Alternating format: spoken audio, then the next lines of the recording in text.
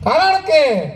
पहले जे समय जे अंदर भाव अने लागणी में साहब ने हेवर जो नवो खरेखर हेवर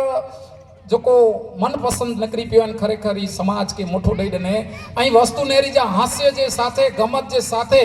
पांजे साहित्य प्रदान में पण महत्व जी वस्तु आए अहीं विचार करो माय वडी ले छोकरो जुवान थई रहे एटले पान के जो खरेखर मुजो छोकरो वडो थई मुजो छोकरे करे आधा कडाक नेरो तो खरा